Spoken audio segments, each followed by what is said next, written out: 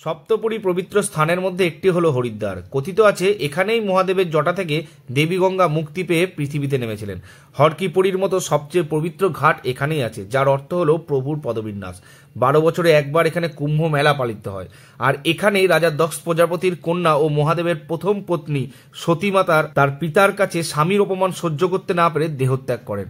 তাই পুরো গল্পটা আপনাদেরকে বলবো আমাদের এই হরিদ্বার ভ্রমণকে কেন্দ্র করে। তাই চলুন শুরু করা যাক হরিদ্বার ভ্রমণের কাহিনী। আমি এখন দাঁড়িয়ে আছি আসানসোল স্টেশনে। আজকে আমাদের ট্রেন হরিদ্বার যাওয়ার। এখান থেকে আমরা বেরিয়ে পড়বো হরিদ্বারের উদ্দেশ্যে। নমস্কার বন্ধুরা, দেখা হবে রবিবার আরো একটি ব্লগে। আপনাকে স্বাগত। আজকে আমরা যাচ্ছি হরিদ্বারের উদ্দেশ্যে। দাঁড়িয়ে আছি আসানসোল স্টেশনে।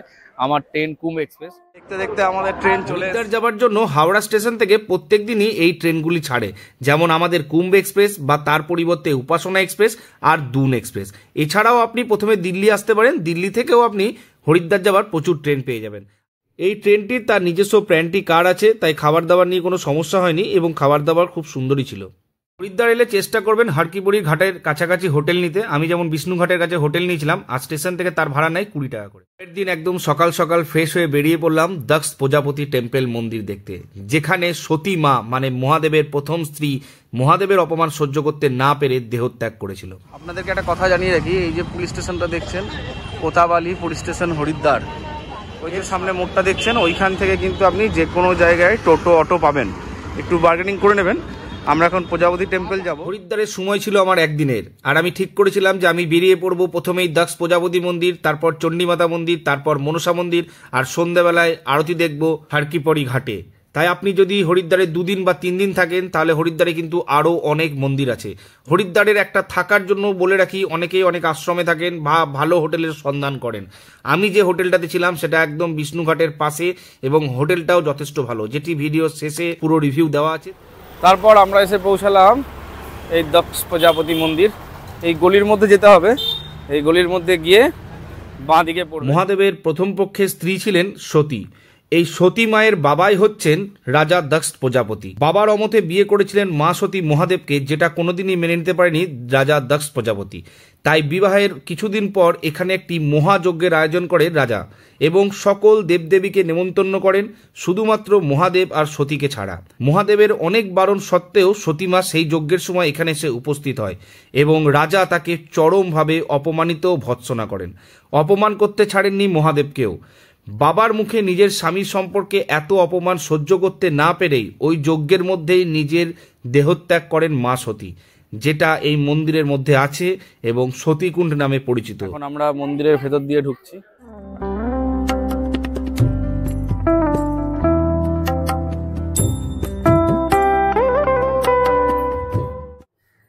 এই হচ্ছে সেই সতীকুণ্ড, এখানে মা সতী তার দেহ ত্যাগ করেছিলেন।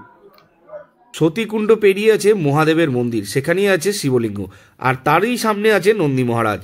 এই নন্দী মহারাজ শিবের কাছ থেকে একটা বরদান পেয়েছিলেন। মহাদেব যখন ধ্যানে থাকেন, নন্দী মহারাজের কাছে যদি কেউ কোনো কথা বলতেন, সেই কথাই মহাদেবের কাছে পৌঁছে যায়, যার রীতি এখনও চলে। যে জন্য যেখানেই শিব মন্দির থাকে তার পাশে নন্দী মহারাজ থাকলেই তার কানে সবাই তার মনস্কামনা বলে যায়, পরে যাতে নন্দী মহারাজ সেটা মহাদেবকে বলতে পারেন। সতী মায়ের দেহত্যাগের পর মহাদেব সতী মায়ের মৃতদেহ কোলে তুলে নেয় এবং তাণ্ডব নৃত্য শুরু করে। যেই মুহূর্তে বিষ্ণুদেব তার সুদর্শন চক্র দিয়ে সতী মায়ের দেহ ছিন্ন বিচ্ছিন্ন করে দেন এবং যেখানে যেখানে এই সতী মায়ের দেহ অংশেষ পড়ে সেখানেই গড়ে ওঠে সতীপীঠ। এই মন্দিরের পাশেই রয়েছে একটা প্রাচীন গঙ্গা মায়ের মন্দির। সেই মন্দির আপনারা অবশ্যই দর্শন করবেন, যার পাশেই রয়েছে সুন্দর একটা গঙ্গার ঘাট, যেখানে দেখবেন সবাই খুব সুন্দরভাবে পবিত্র স্নান করছেন। আর তার পাশেই রয়েছে মাতা সতীর জন্মস্থান। গঙ্গাঘাটের গঙ্গা জল মাথায় নিয়ে আমরা এগিয়ে চললাম মাতা সতীর সেই জন্মস্থান দেখতে। মন্দির থেকে বেরিয়ে আমরা প্রাচীন শ্রী শীতলা মাতা মন্দির আর সতী মাতার জন্মস্থান যাব। এটা একটা লক্ষ্মীনারায়ণ মন্দির, এটা একবার দেখে নিন। জয় মা, জয়। হচ্ছে প্রাচীন শীতলা মন্দির বা সতী মাতার জন্মস্থান।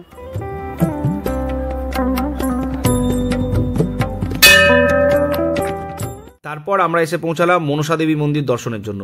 এই মনসা দেবী মন্দির আপনি কিন্তু পায়ে হেঁটেও দর্শন করতে পারেন, আর চাইলে আপনি রোপওয়ের ব্যবস্থা তো আছেই। মনসা দেবী রোপওয়ে আর চণ্ডী মাতা দেবী রোপওয়ে এই টিকিটটা 4 জনের জন্য নিচ্ছি, ঠিক আছে? একদম একবারে এখানে মনসা দেবী মন্দির, ওখানে চণ্ডী মাতা মন্দির, আর তারপরে ট্রান্সপোর্টেশন সবগুলোর প্যাকেজ আর কি।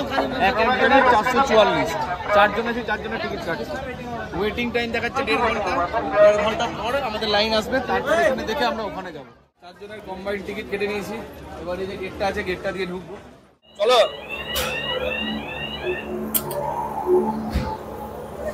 ও আইসো, এই কেবিনে বসে পড়েছি আর সামনের দিকে এগিয়ে চললাম। আচ্ছা, আপনাদের উদ্দেশ্যে একটা কথা বলে দিই, এই চণ্ডী মাতা মন্দির আর মনসা মন্দির যারা ঘুরতে আসবেন তারা কিন্তু 444 টাকার প্যাকেজ খরচা করেই একবারে পুরো টিকিটটা করে নেবেন।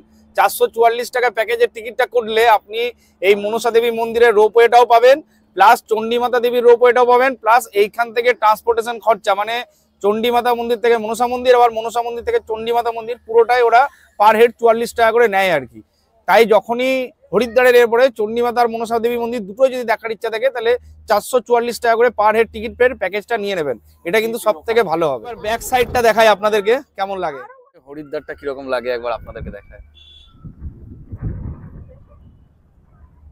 পুরো হরিদ্বার আর তার পাশে গঙ্গা। এখান থেকে এসে মনে হচ্ছে ঈগল পাখির চোখে করে আমি পুরো হরিদ্বার শহরটাকে দেখতে পাচ্ছি।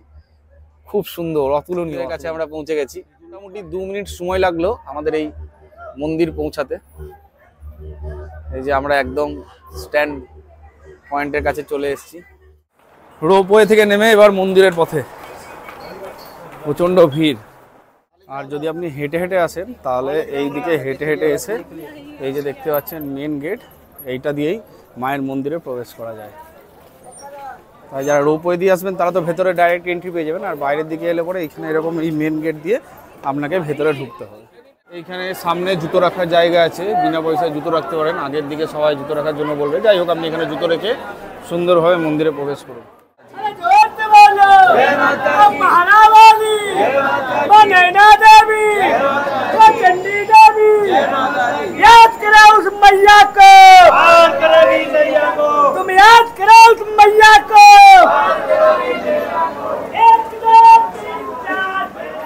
মন্দিরের ভেতরে প্রবেশ করতে চলেছি, এখনো অনেকটা লাইন। শুধুমাত্র আমি দর্শন করলাম তা নয়, আমার সাথে আপনারাও আজকে দর্শন করবেন মনসা দেবী মন্দির আর পরবর্তীকালে চণ্ডী মাতা দেবী মন্দির। এইভাবে প্রত্যেকটা মন্দিরের ভেতরে গিয়ে মায়ের যে দর্শন করাতে পেরে নিজেকে ধন্য মনে হয়। মনসা মন্দিরের ভেতরেই বৈষ্ণব দেবী মন্দির। এটা একটা জিনিস বলে রাখি, এই মনসা মন্দিরে আসার পরে যদি আপনারা কেউ এই রোপওয়ে দিয়ে এসছেন আর ফিরবেন রোপওয়ে দিয়ে, যা ওয়েট করাবে না, সেই টাইমে আপনি পায়ে হেঁটে নিচে চলে যাবেন। তো যদি তারা থাকে যে আপনি মনসা মন্দির দেখার পর চণ্ডী মাতা মন্দির যাবেন, তো আমি বলবো কি রোপওয়ে থেকে নামাতে খানিকটুকু সময় লাগবে, পায়ে হেঁটে নেমে যান। প্রচন্ড বড় লাইন, মোটামুটি আমি 45 মিনিট ধরে দাঁড়িয়ে শুধু ওই দিক থেকে এই দিকে এলাম, আর তারপর আমি পৌঁছালাম ওই দিকে। দেখাই আমি এখন একদম এক্সাক্ট পজিশনে এসেছি। এই যে এই লাস্ট এই জায়গাটাতে এসেছি, ওই পুরো দিকে ঘুরে ঘুরে ঘুরে ঘুরে ওই যে দূরে লাইন দেখছেন, ঘুরে ঘুরে ঘুরে ঘুরে তারপরে এখানে আবার 4 পাক হয়ে এসে লাস্টে এখানে এলাম। অ্যাটলিস্ট চাপবো আর কি। এইবার আমরা বসে গেছি, এবার নিচের আমার পালা।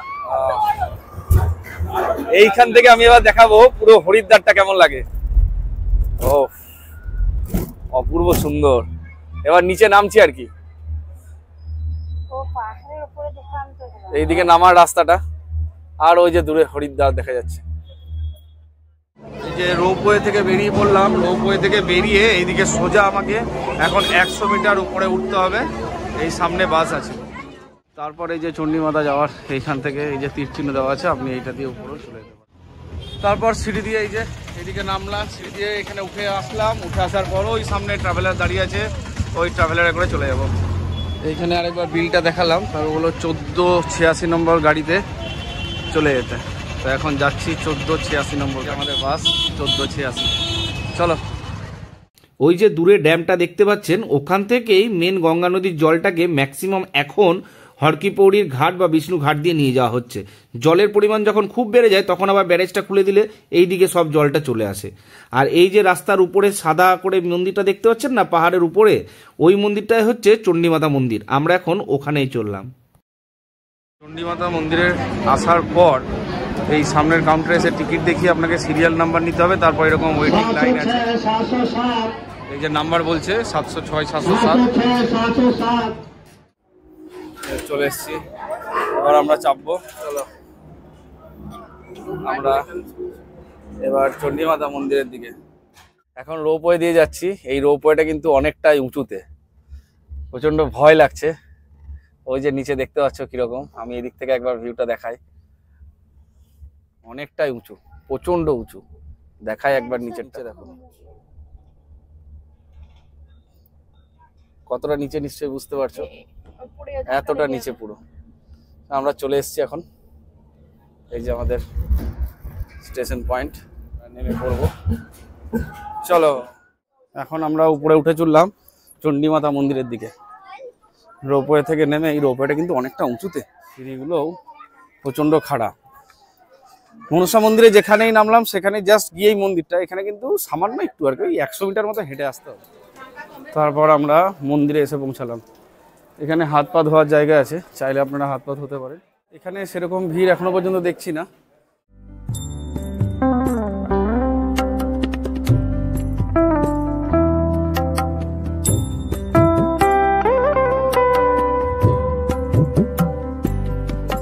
চণ্ডীমাতা মন্দিরের মধ্যেই আছে বৈষ্ণব দেবী মন্দির, ভদ্রকালী মন্দির, কাল ভৈরবনাথজির মন্দির আর সংকটমোচন হনুমানজির মন্দির। প্রত্যেকটা মন্দিরের মূর্তিগুলো কিন্তু খুবই সুন্দর এবং প্রত্যেক মন্দিরে একজন করে পুরোহিত আছে। আপনি চাইলে খুব সুন্দরভাবে এনারা পুজো করে দিচ্ছেন। পাশেই আছে অঞ্জনী দেবী মন্দির। অঞ্জনী হচ্ছে হনুমানজির মায়ের মন্দির, তাই এই মন্দিরটা দেখতে কিন্তু কেউ ভুলবেন না। এখন মন্দিরের ভেতর দিকে ঢুকছি, এখানেও ভালো লাইন আছে। ওই যে মেন মন্দিরটা, আমরা ওখানে যাব। উপরে সন্তোষী মাতা মন্দির আর তার পাশে এখানে সংকটমোচন হনুমানজির মন্দির। সত্যি এইরকম হনুমান মন্দির, মানে হনুমানের মূর্তি আমি এর আগে কখনো দেখিনি। চণ্ডীমাতা দেবীর পুজো কমপ্লিট হওয়ার পর আমরা এখন রোপওয়েতে করে নিচে নামছি। এরপর হরিদ্বার ঘাটে যাব, ওখানে গিয়ে আরতি দেখার চেষ্টা করব, দেখি দেখতে পাই কিনা। কারণ অলরেডি এখন 5:30 বেজে গেছে। আমি চণ্ডীমাতা দেবীর মন্দির দর্শন করে নিচে নামছি। মন্দির দেখার পর আবার আমাদের একটা ট্রাভেলার বা ছোট মিনি বাসে থেকে, যেখান থেকে আমাদেরকে চাপিয়েছিল, মানে মনসা দেবী মন্দির পিক আপ পয়েন্ট, ওখানে আমাদেরকে আবার ছেড়ে দেওয়ার জন্য গাড়ি দিয়েছে। তারপর আমরা এখন হরিদ্বারের হরকি পৌড়ির ঘাটে এসেছি অঞ্জলি দেখতে। মেন যে হরকি পৌড়ি ঘাট যেটাকে বলে সেটাই হচ্ছে এটা। এখন বাজছে সন্ধে 7:20। আমি আরতি দেখতে পারলাম না, এত ভিড় ছিল, ভেতরে ঢোকার কোনো চান্সই পাইনি। যদিও তখন এইখানে চলে আসতাম তাহলে হয়তো দেখতে পেতাম। এই হচ্ছে হরকি পৌড়ি ঘাট, যেখানে মানুষ এখনো স্নান করছে। আমরা এসে পৌঁছালাম গঙ্গাধার হরকি পৌড়ি, এই হচ্ছে তার মেন গেট। এবার আমরা ভেতর দিকে ঢুকবো। আমরা আজকে ওই যে সকালে দূরে দেখা যাচ্ছে মনসা মন্দির, ওইখানটা দেখে এসছি। এবার ভেতর দিকে ঢুকবো। চলো বেলায় হরকি পৌড়ির ঘাটটা কি সুন্দর লাগছে না দেখতে। মানুষ এখনো এই সন্ধ্যাবেলাতেও চান করছে। ঘাটে তো আমরা যাবোই, তার সাথে চলুন ওই মন্দিরটা থেকে একবার ঘুরে আসি। আর এই সামনে আমরা এখন যাব এই লক্ষ্মীনারায়ণ মন্দিরে। বলো ওম নমস্তো মহামায়া সিদ্ধপীঠ সূর্যাপুরতে শঙ্করচক্র গদা আছে। এইদিকে সামনে বিষ্ণুঘাট আর এইটা হচ্ছে চৌমাথা। আর বিষ্ণুঘাট থেকে আমার হোটেলটা হচ্ছে ওই যে সামনে, ওই যে সামনে লেখা আছে আহুজা হোটেল, ওই যে ব্লু কালারে দেখতে পাচ্ছেন ওই হোটেলটা। যদিও এর আশেপাশে অনেক হোটেল আছে, এখানে একটা আছে, আরও সামনে গিয়ে একটা আছে। তো আমি ওই গুগল রিভিউ আর মোটামুটি একটা আইডিয়া করে নিয়েছিলাম, কেননা হরিদ্বারে এসে না এই রুম, মানে অ্যাকচুয়ালি কম পয়সায় রুম পাবো এই আশার থেকে মানুষজন সেই ছাড় পোকাওয়ালা রুম পেয়ে যায়। তো সেই জায়গায় দাঁড়িয়ে মোটামুটি রুমটা যেরকম পেয়েছি, চলুন আপনাদেরকে একবার রুমটা দেখিয়ে নিই। এই যে আর মোটামুটি কাছাকাছি চলেই এসেছি হোটেল আহুজা। অনেকটা বড় হোটেল কিন্তু, হ্যাঁ প্রচুর রুম আছে। আমি নাম্বারটা শেয়ার করে দেবো যেখান থেকে আমি বুকিং করেছিলাম। চলুন রুমটা একবার দেখিয়ে দিই। সামনে এদের একটু এগিয়ে গিয়েই লিফটের ব্যবস্থা আছে। এগুলো সবই কিন্তু এসি রুম। তো রুমটার ভেতরটা একবার দেখাই। এই যে 209। আমরা যেহেতু শুধু আজকের দিনটা থাকবো, মানে রাত্রেবেলায় আমার ট্রেন আছে, তাই এই ছোট্ট একটা রুম নিয়েছি। একটা বড় বেড, এখানে এসি আছে, ওইদিকে জানলা থেকে কিন্তু বাইরের মার্কেটের ভিউটা পাওয়া যায় পুরো আর কি।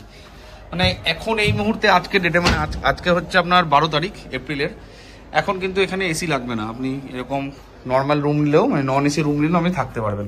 এখানে দুটো টেবিল, আয়না, টিভি, আর বাথরুমটা একবার দেখিয়ে দিই।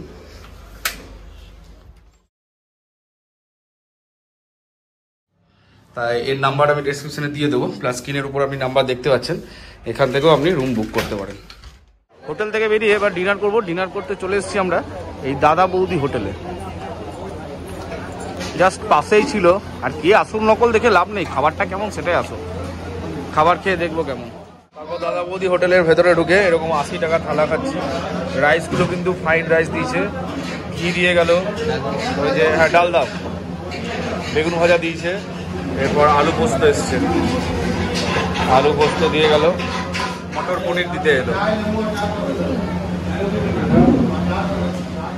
তো যে রুমটা নিয়েছি সেটা আপনাদেরকে দেখালাম, তো একবার জেনে নিই দাদাদের কাছ থেকে যে এখানে রুম শুরু কত থেকে হয়। यहाँ पे जो है अभी स्टार्टिंग में जो है नॉन एसी जो है 1500 का है और एसी जो है 1800-2000 रुपए का होता है।